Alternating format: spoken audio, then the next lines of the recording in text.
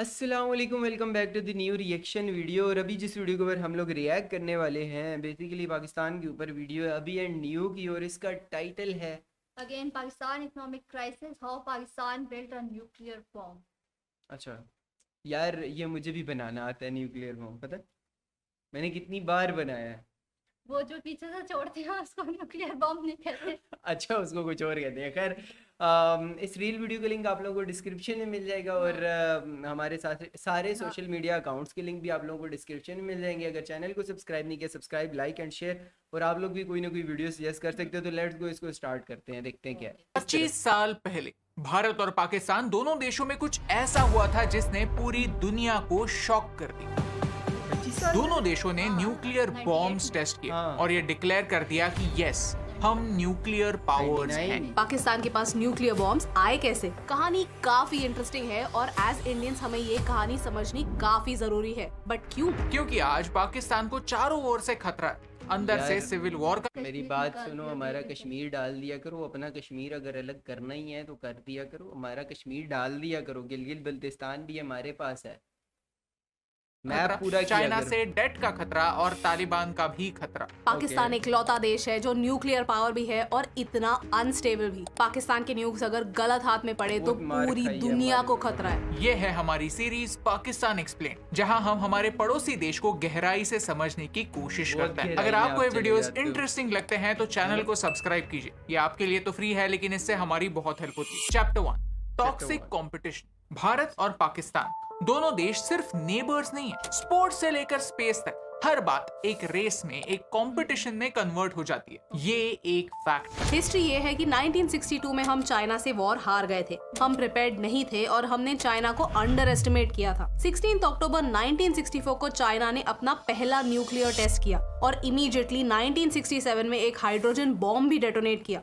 China को हम for granted नहीं ले सकते थे, इसीलिए ऑपरेशन स्माइलिंग बुद्धा की शुरुआत हुई और 1974 में हमने बुद्ध पूर्णिमा के दिन पोखरण 1 में न्यूक्लियर बॉम्ब टेस्ट किया। जब ये टेस्ट सक्सेसफुल हुई तब हमारे पीएम इंदिरा गांधी को ये मैसेज पहुंचा, बुद्धा इज स्माइलिंग। लेकिन एक इंसान था जो खुश नहीं था। पाकिस्तान का पीएम जुल्फिकार अली भुट्टो। उन्होंने तो 1965 में ही कह दिया था, if India builds the bomb we will eat grass और leaves, even go hungry, but we will get one of our own. We have no alternative। ये एक लाइन उनके आने वाले 30 सालों की स्ट्रैटेजी एक्सप्लेन करता है। देखा जाए तो न्यूक्लियर टेस्ट चाइना को बैलेंस करने के लिए हुई थी, लेकिन पाकिस्तान की आर्मी और लीडरशिप को किसी भी हाल में न्यूक्लियर पावर बनना था। इस बैकड्रॉप के साथ आते हैं हमारी कहानी के पहले सबसे इम्पोर्टेंट किरदार पर, डॉक्टर AQ खान। ये पाकिस्तान के लिए एक हीरो है, लेकिन दुनिया के लिए एक विलन। क्यों? क्योंकि उन्होंने पाकिस्तान के साथ साथ ईरान, लिबिया और नॉर्थ कोरिया के लिए भी न्यूक्लियर बॉम्ब बनाया और इससे ढेर सारे पैसे भी कमाए। चैप्टर 2,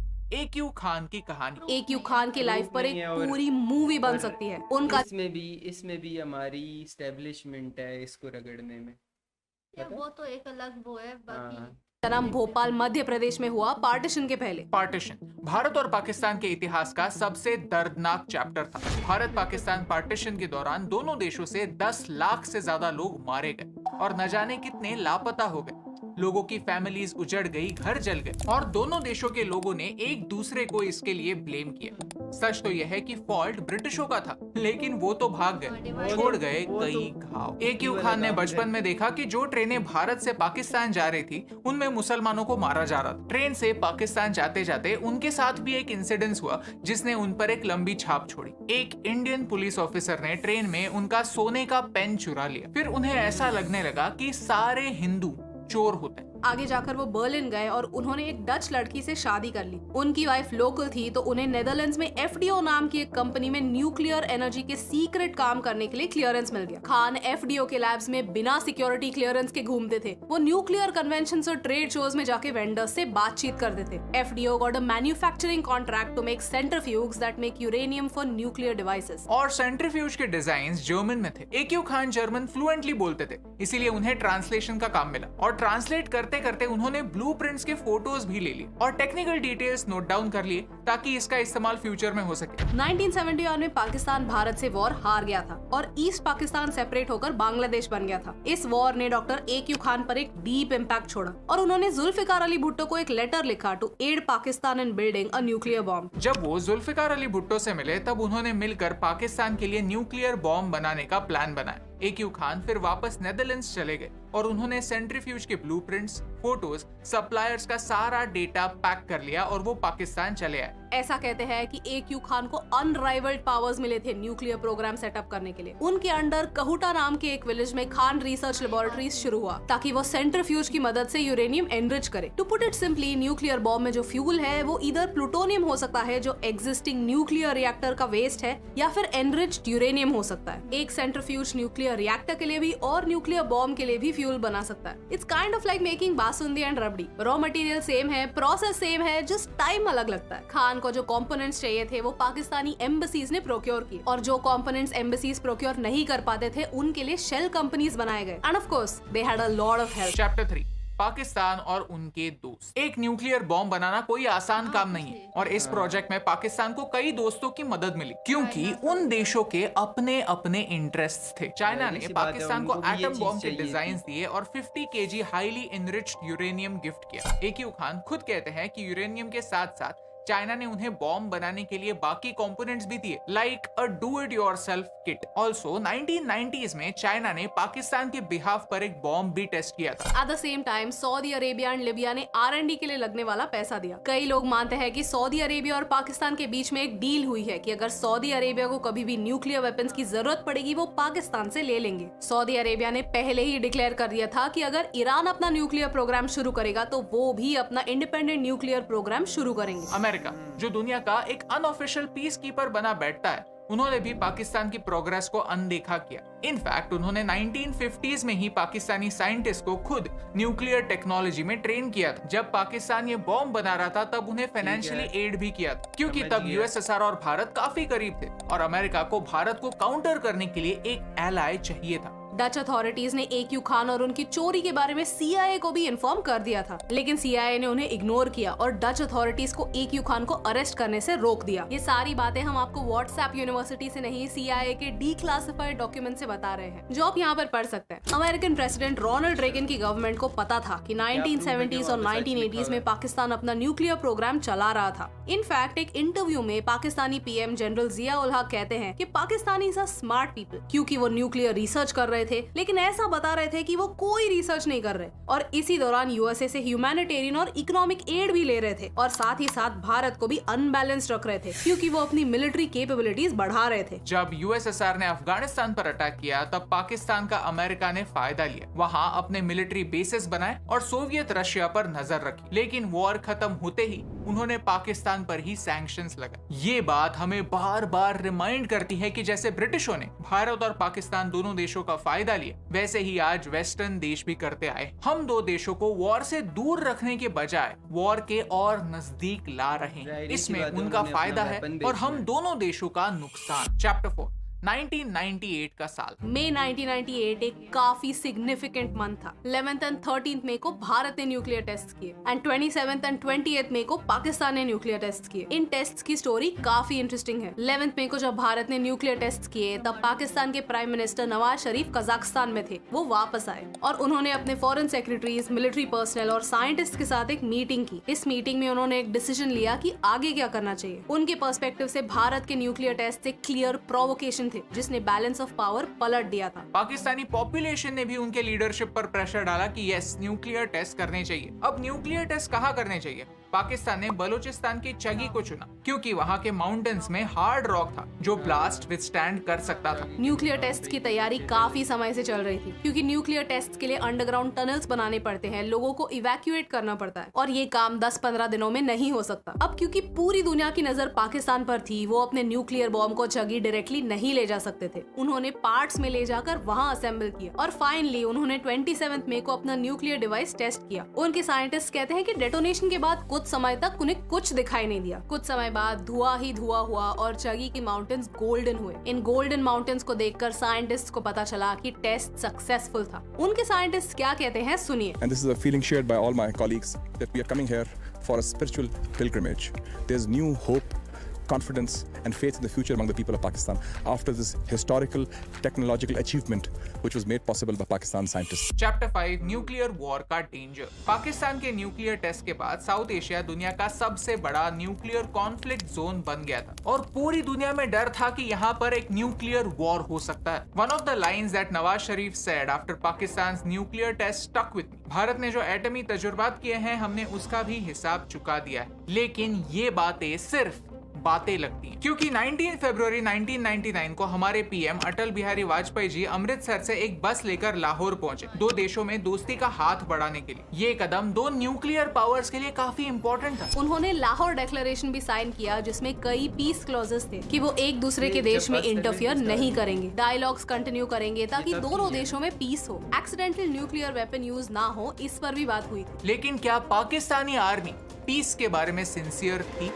नहीं। कुछ ही दिनों बाद पाकिस्तानी सोल्जर्स ने एलओसी के इंडियन साइड पर कारगिल में इंपॉर्टेंट पोजीशंस कैप्चर किए थे जिनसे वो भारत पर अटैक कर सकते थे। सोचिए, अगर पाकिस्तान का न्यूक्लियर बॉम्ब असल में एक पीसफुल एक्सपेरिमेंट होता तो कुछ ही समय बाद लाहौर डिक्लेरेशन होने के बाद भी पाकिस्तानी मिलिट्री भारत पर अटैक ना करती, तो न्यूक्लियर आर्म्ड देशों में कॉन्फ्लिक्ट ना बढ़ाती। वो कहते हैं कि भारत की वजह से उन्हें न्यूक्लियर टेस्ट करने पड़े, लेकिन हर बार उन्होंने ही पहला वार किया। उनके जनरल जियाउल हक की स्ट्रेटजी थी to bleed India by 1000 cuts. Pakistan Punjab और कश्मीर में मिलिटेंसी को बढ़ावा देता है, खालिस्तानी सेपरेटिस्ट को सपोर्ट करता है। Chapter 6 conclusion. न्यूक्लियर टेस्ट्स को 25 साल हो गए, अब आगे बढ़ते हैं। सोचते हैं कि ऐसे दो देश जिनके पास न्यूक्लियर वेपन्स हैं वो आज कहाँ हैं? इसका कंक्लूजन हम देने से अच्छा है हम आपको कुछ सवाल पूछे और इनका कंक्लूजन आप ही अपने मन में ढूंढे। न्यूक्लियर टेस्ट के 25 सालों बाद किस देश में इंस्टेबिलिटी है? किस देश में न्यूक्लियर वेपन्स टेररिस्ट के हाथ लगने का ज्यादा खतरा है? किस देश की पूरी दुनिया को चिंता है? किस देश के लीडर्स ओपनली कहते हैं कि हमारे एक हाथ में कटोरा है और दूसरे हाथ में न्यूक्लियर वेपन्स? कौन से देश के लीडर्स इंटरनेशनल फोरम्स पर जाकर कहते हैं कि एक न्यूक्लियर पावर को उकसाना ठीक नहीं? कौन सा देश है जो एक साइड पे मिलिट्री फंडिंग बढ़ाता है और दूसरे साइड पे इंटरनेशनल एड की राह देखता है? कौन से देश के साइंटिस्ट सिर्फ अपने देश के लिए नहीं दूसरे देशों के लिए भी न्यूक्लियर बॉम्ब्स बनाते हैं, उनके साथ सीक्रेट्स शेयर करते हैं और नॉर्थ कोरिया जैसे देश को न्यूक्लियर बॉम्ब्स देकर पूरी दुनिया को अनस्टेबल बनाते हैं? इन सवालों के जवाब जब आपके मन में क्लियर होंगे तब आपको पता चल जाएगा कि कौन से देश ने न्यूक्लियर पावर का इस्तेमाल पीस के लिए किया और कौन से देश ने प्रॉफिट के। और यही इंपॉर्टेंट बात आप तक पहुंचाने से मुझे फर्क पड़ता है। अच्छा, सबसे पहली बात तो जो इन्होंने बोला कि ये सिर्फ चाइना को काउंटर करने के लिए था, ये तो गलत सी बात होगी ना। कि सीधी सी बात है, सबको पता है इंडिया हमसे कितना प्यार करता था और इंडिया के पास न्यूक्लियर बॉम्ब आ गया तो वो तो सबसे ज्यादा खतरा। चाइना को तो फर्क नहीं पड़ता होगा इतना कोई, क्योंकि उनके पास ज्यादा हाई टेक्नोलॉजी थी, सब कुछ ऑलरेडी फर्क पड़ता था, तो पाकिस्तान को पड़ता था। तो अगर हमारे प्राइम मिनिस्टर ने बोला कि हम घास खा लेंगे लेकिन बॉम्ब बनाएंगे, वो उसका बेस्ट डिसीजन था। आई स्टिल लेकिन एक चीज है ना, देखो मैं एक ही बात कहता हूँ, देखो अगर लेकिन गन अगर मैं अब न्यूक्लियर वेपन पे जा ही नहीं रहा, गन अब 10 लोग खड़े हैं ना, तो जिसके हाथ में गन है ना तो उसको कोई भी गाली नहीं देगा, उसको कोई भी बुरा भला नहीं कहेगा, उसके साथ उसकी तरफ हाँ उसकी अगर एक ही बंदे के पास गन है बाकी सारे निहत्थे खड़े हुए हैं तो उसके साथ कोई फजूल की बात नहीं करेगा, ठीक है।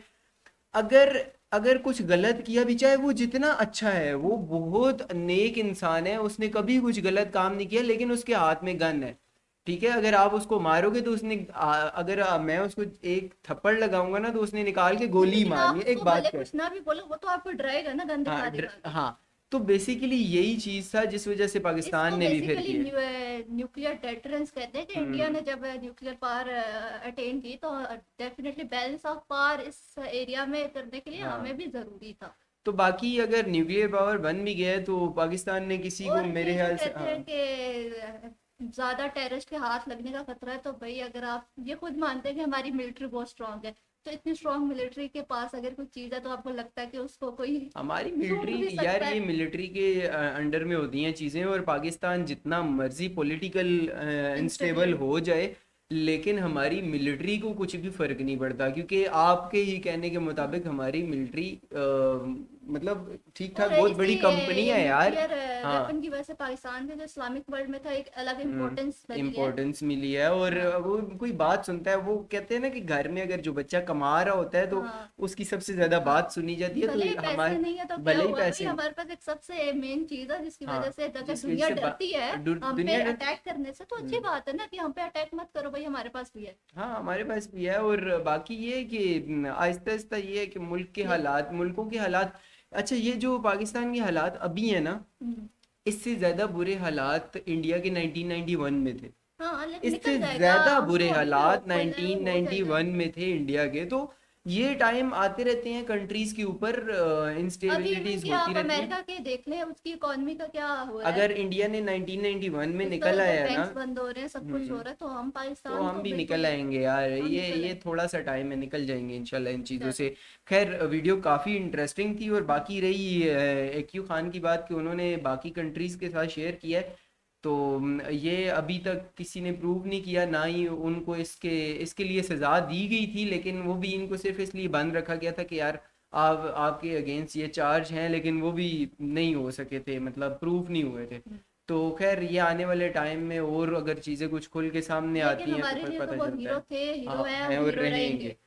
तो खैर, वीडियो इंटरेस्टिंग थी। हम लोग मिलते हैं एक और वीडियो के साथ। आप लोगों का क्या ओपिनियन है वो लोग आप लोग कमेंट सेक्शन के अंदर शेयर कर सकते हो। मिलते हैं एक और वीडियो के साथ, तब तक के लिए अल्लाह हाफिज। बाय।